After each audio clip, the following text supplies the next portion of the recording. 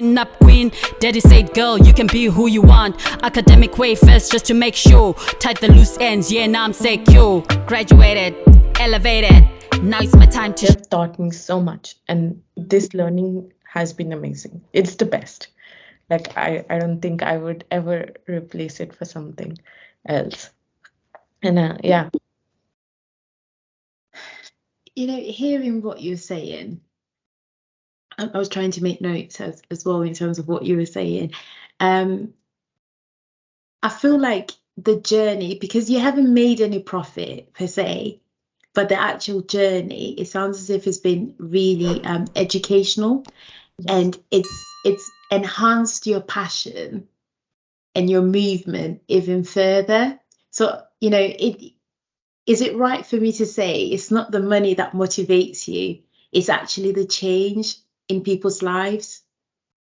It's true. That we're looking forward to more than the money. I know money is great and everything. I mean, it buys the stuff, but it sounds as if your passion is mainly in, you know, marrying the doctor, physician, and the patient, and the family as well. Because if you can solve it a bit quicker, the family does benefit as well.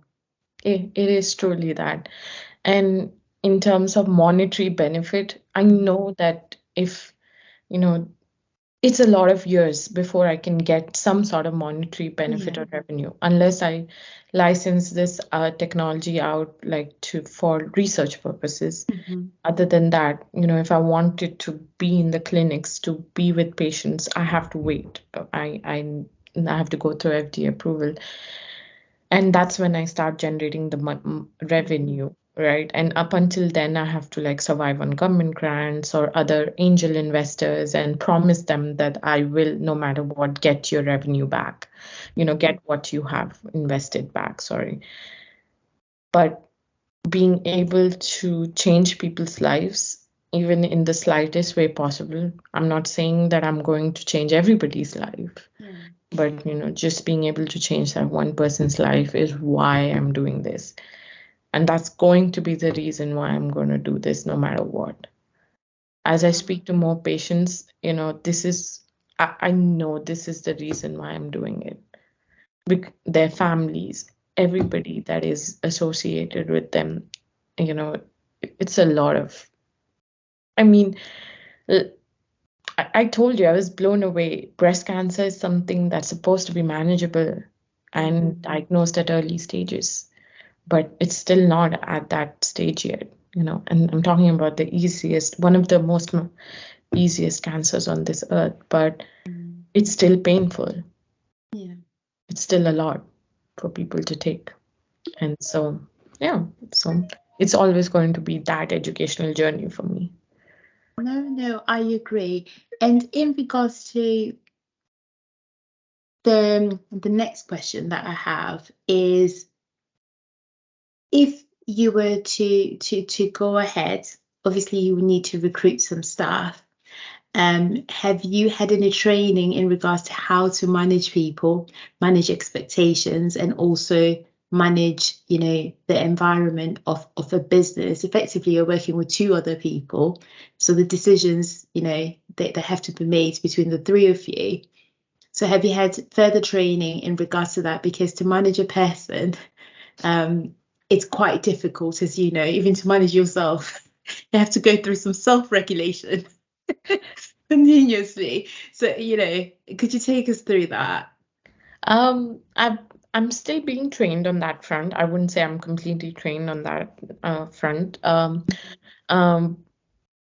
I do have a team that consists of my professor. We are bringing on board another person who's from the business end of it all, and who knows the business better than, of course, I do. And recently I've been having conversations about, you know, like what's good, what is the future going to look like, and how, like, which government grant are we going to apply to. And all of these things have really given me like self-perspective that from now on we are a team. It's not just what I say that's going to happen.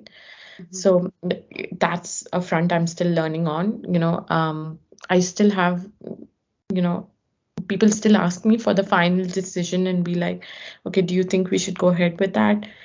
So, but now I work more together as a team, the people who will eventually be the CTO, the CFO, the CEO, or, the C executive level. So that's being chalked out in terms of recruitment and trying to recruit people, and how to manage them. That's still a training that I'm still undergoing. But a lot of people have told me that I might be a natural born leader, that they can see it in me.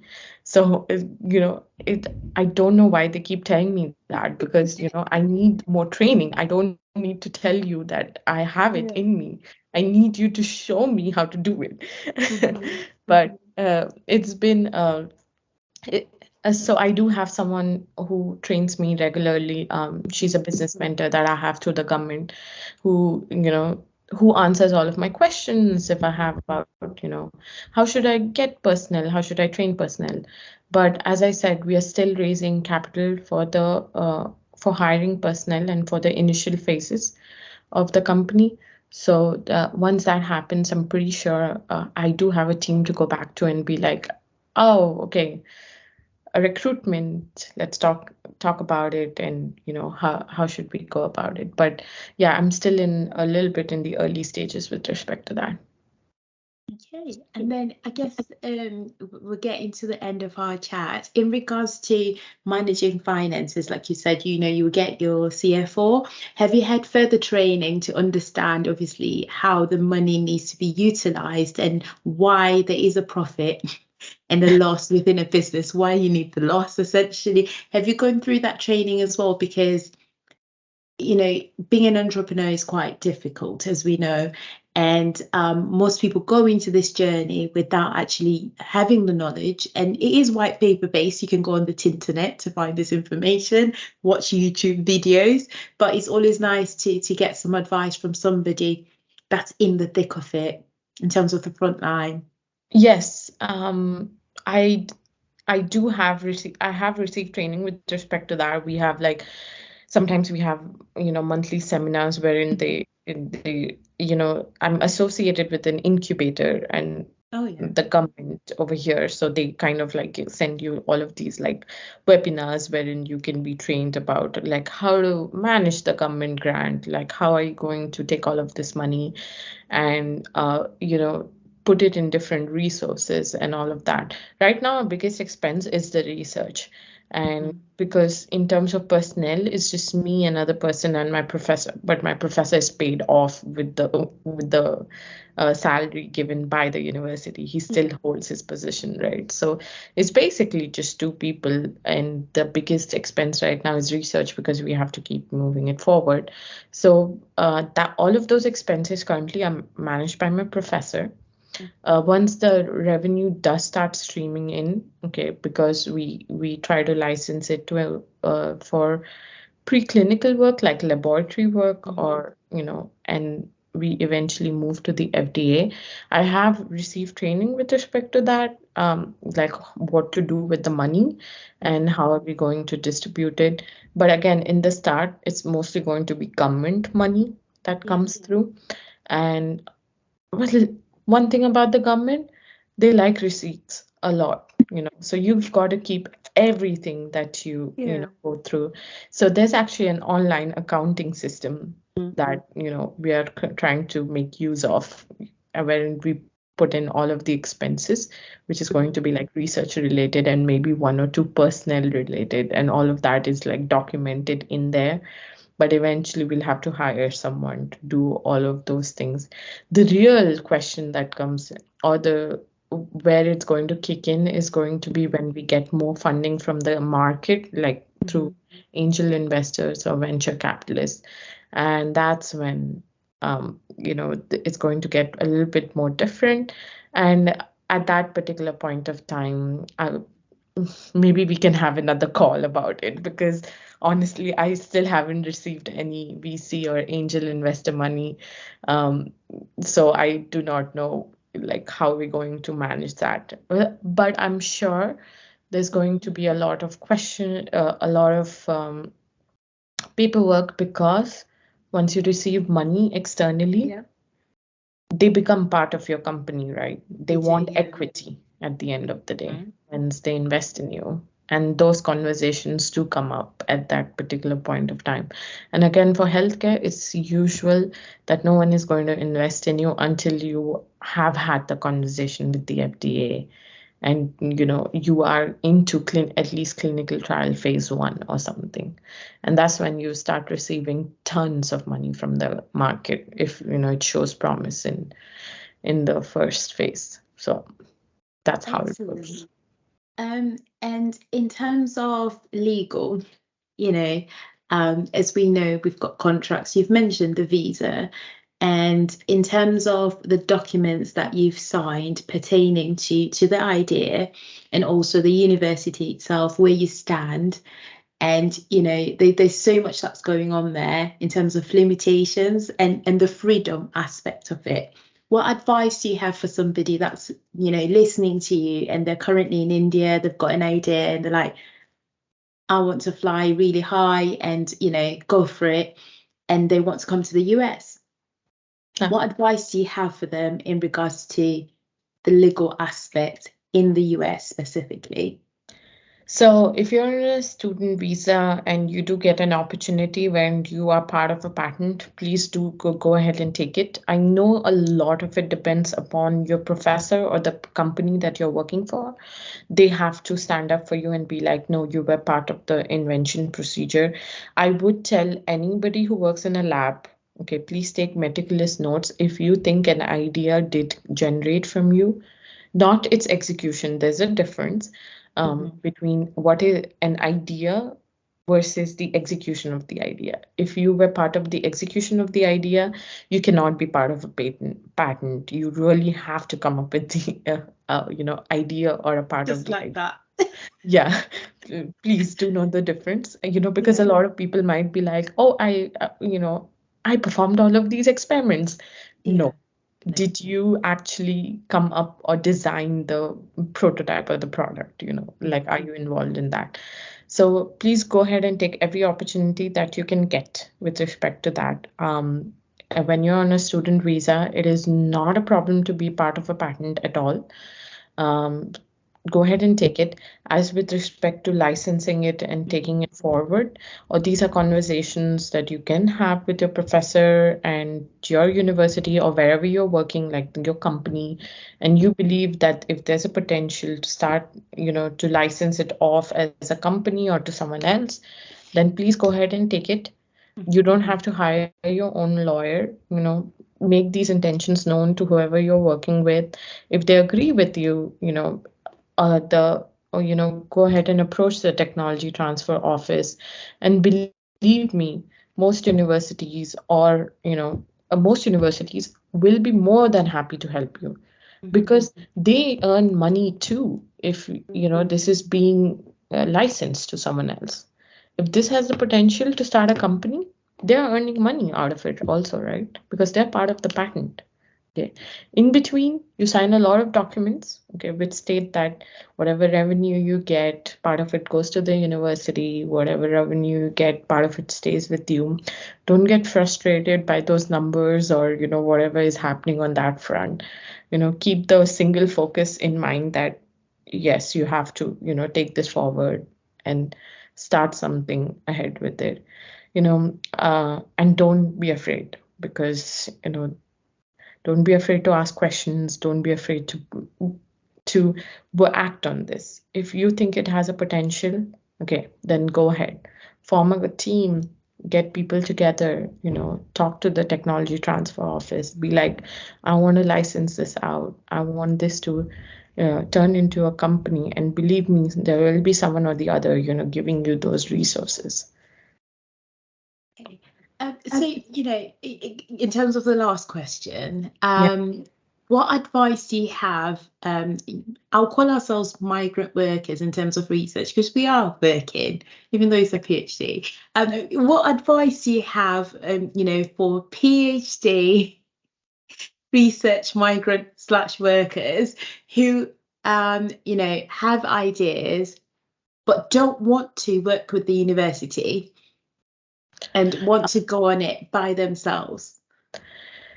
That might be a little bit more easier. It depends upon who you worked with on the idea, and again, filing, please get a lawyer. I know it might be expensive. Okay, so for these people, the first thing is secure yourself a job.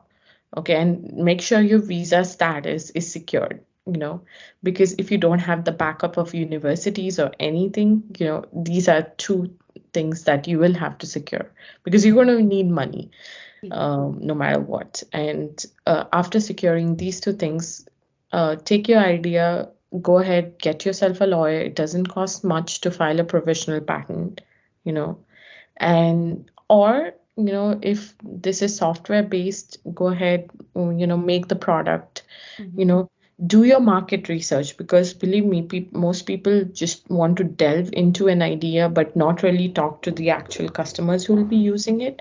But do that, right? Do your market research, because you don't want to make something that no one uses. Yeah. Do your market research, and that's actually pretty simple. Try to figure out who your customer is. And for instance, if your customer is your next door neighbor, go knock on their door and talk to them. I know a lot of us are introverts and it's very hard to talk to an unknown person, Yeah. but please go ahead and do that. Do your market research, and then you can set up a company. You can just start off with like a small incorporation, like INC. It doesn't take a lot. You can for an INC, it's just a couple of $100. You can set up a bank account. So all of these things, you can do it. But again, it has to be done parallel with, your income, your source of revenue. So make sure you have that job.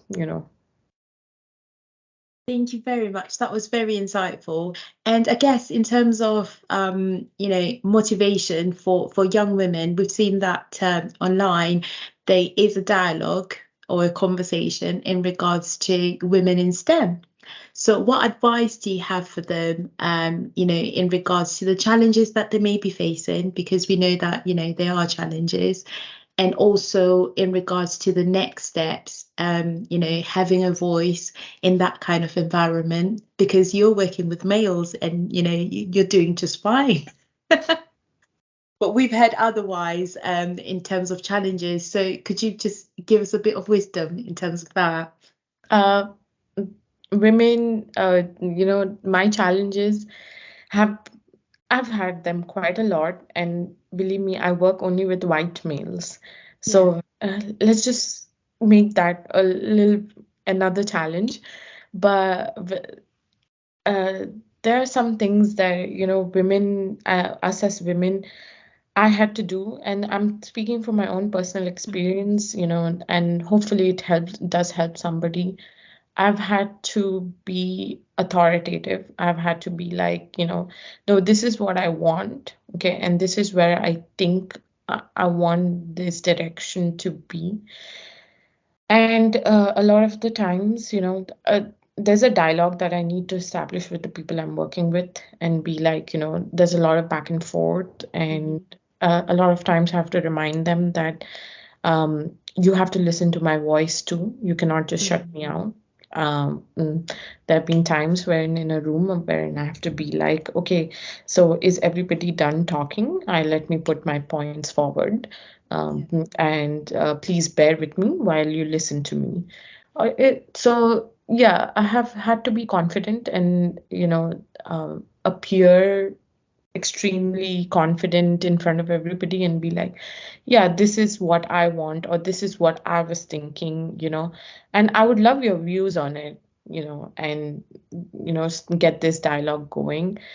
And other than that, I have to make my presence known, and make sure that people value my skills, and there's this very annoying thing I do sometimes, but it has worked for me. Like if people like try to downplay my contributions in something, I subtly, try to put it, and go like, yeah, but you were talking about this, like if there's a conversation, you were talking about this.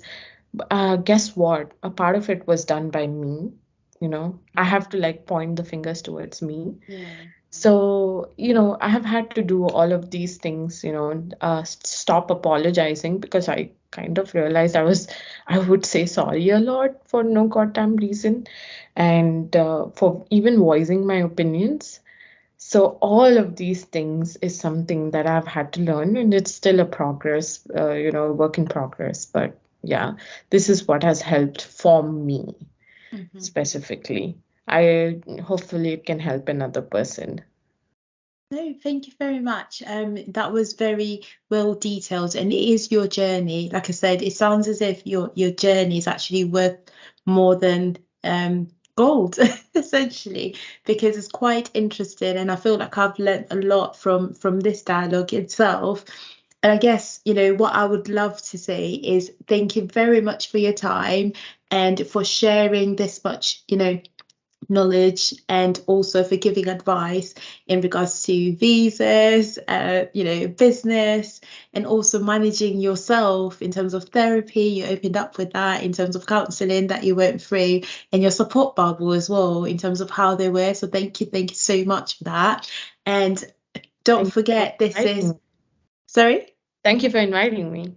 I will be on here. No, thank you. But yeah, hashtag Project Dissemination to the World and hashtag Sustainable Knowledge to the World. Make sure you subscribe and hit that notification button. And if you do want to get in contact with Dr. Shristi, please do look at the information at the bottom, and all the socials are there, and get in contact, get some advice, but please don't harass her. But yeah, thank you very much for your time.